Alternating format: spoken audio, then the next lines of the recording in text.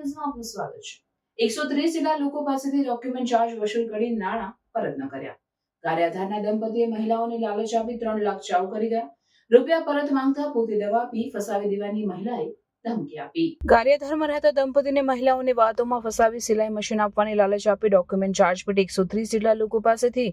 document charge રૂપે પૈસા વસૂલ કરી વસ્તુ ન આપતા મહિલાઓએ તેના રૂપિયા પરત માંગતા પોતે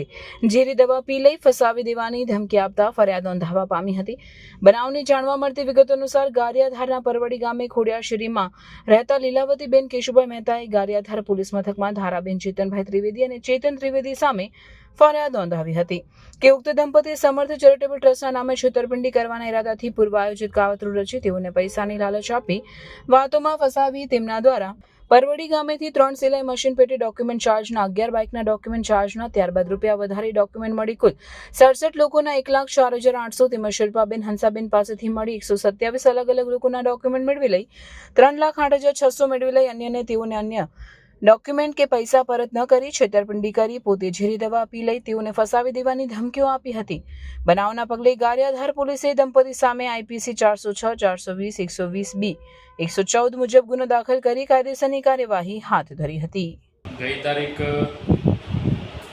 30/7/25ના ફરિયાદી લીલાવતીબેન કેશુભાઈ નંદલાલ મહેતા જે પરવડી ખાતે રહે છે તેઓએ ફરિયાદ આપેલી છે કે ગારિયાધાર વિસ્તારમાં રહેતા ધારાબેન ચેતનભાઈ ત્રિવેદી તથા તેમના પતિ ચેતનભાઈ ત્રિવેદીનાઓએ આ લીલાવતીબેન તથા લીલાવતીબેનના અન્ય જે મિત્ર મહિલાઓ હતી તેઓને એવી લોભામણી જાહેરાત આપેલી કે તમે 15,000 રૂપિયા એક ફોર્મના અને આધાર કાર્ડ ડોક્યુમેન્ટ આપી અને તમને 1,500 રૂપિયામાં સિલાઈ મશીન અને 2,000ના ફોર્મ ભરી અને તમને લેપટોપ તથા 2 વ્હીલર એક્ટિવા મોપેડ આપવામાં આવશે અને આ બાબતે અમે સમર્થ ચેરિટેબલ ટ્રસ્ટ ચલાવીએ છીએ અને એમાંથી આ પ્રકારની સહાય મળે છે એવી એક લોભામણી જાહેરાત આપી અને શરૂઆતમાં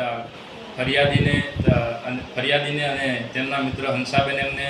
એક સિલાઈ મશીન આ રીતે આપી અને વિશ્વાસમાં લઈ અને ત્યારબાદ જે આસપાસના ગામડામાં અને ગારિયાધાર ટાઉન વિસ્તારમાં રહેતી અન્ય મહિલાઓ પાસેથી 1,500 રૂપિયા પર ફોર્મના ઉઘરાવી અને તેઓ સાથે છેતરપિંડી કરેલ છે અને આ પ્રકારે કોઈપણ સમર્થ ચેરિટેબલ ટ્રસ્ટમાં તેઓ કામ કરતા ન હતા પરંતુ ખોટી રીતે લોકો જોડે પૈસા ઉઘરાવી અને તેઓ સાથે છેતરપિંડી કરેલ છે તે બાબતે ફરિયાદ